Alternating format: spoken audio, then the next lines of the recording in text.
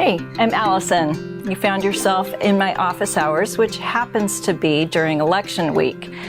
To be honest, when I knew that it was my turn to come and visit with you during office hours this week, I got a little intimidated, to be honest. So, election week, obviously a very big subject, and it's our desire as a staff to connect with you guys during this season that has been full of disconnection. However, election and all of the things that surround it, pretty intimidating. Until I realized something that we often say here at Arbor, which is church is not like a family, it is a family. And so if your family is like mine, there are lots of viewpoints that are represented at the dinner table.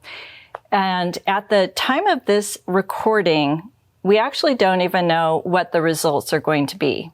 By the time you see this, hopefully we will have some answers.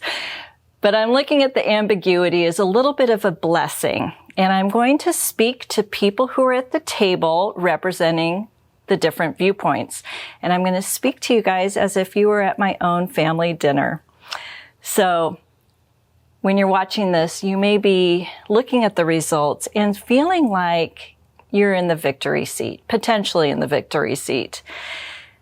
Things seem to have gone your way. Your values and your viewpoints seem representative by the majority vote, and you feel like the things that you value are going to be carried into public action. You're feeling happy and relieved and full of hope. And for those of us who feel that way, I would high five you and I would say, I'm so glad for those who feel all of those things. That's an amazing place to be. Also, though, as Christ followers, we look to the way of Jesus to know what to do now that we're in that position, right? When I thought about Jesus being in the victory seat, I thought about Philippians 2. That's a passage that talks about how Christ emptied himself. He came to earth to serve, and he chose a humble position as a bondservant. And so he spent his earthly life here serving others in a humble position.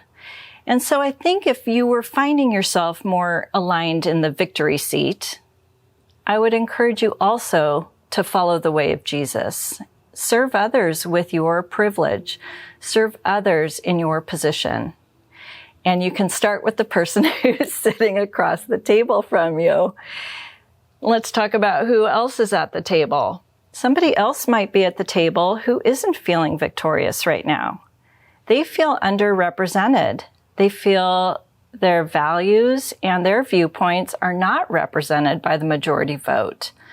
They don't really feel in line with the government, and they feel sad and scared and not full of hope. If you find yourself feeling that way, here's what I would say. Let's look to the way of Christ, even in this position.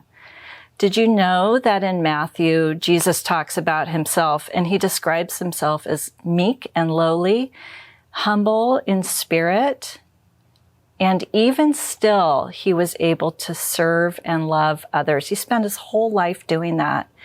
So I would encourage you to not be too discouraged in this position, this lower position. You are still able to make an impact, love and serve others, including starting with the person across the table from you. So in closing, here's what I want you to know. From your Arbor staff, know that you are being prayed for this week.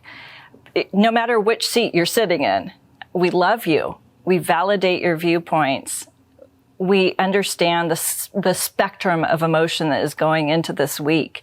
And we are praying for you. We're praying that we seek unity together and that we find peace, not by peacekeeping, like peace at all costs, but by peacemaking, following the way of Jesus.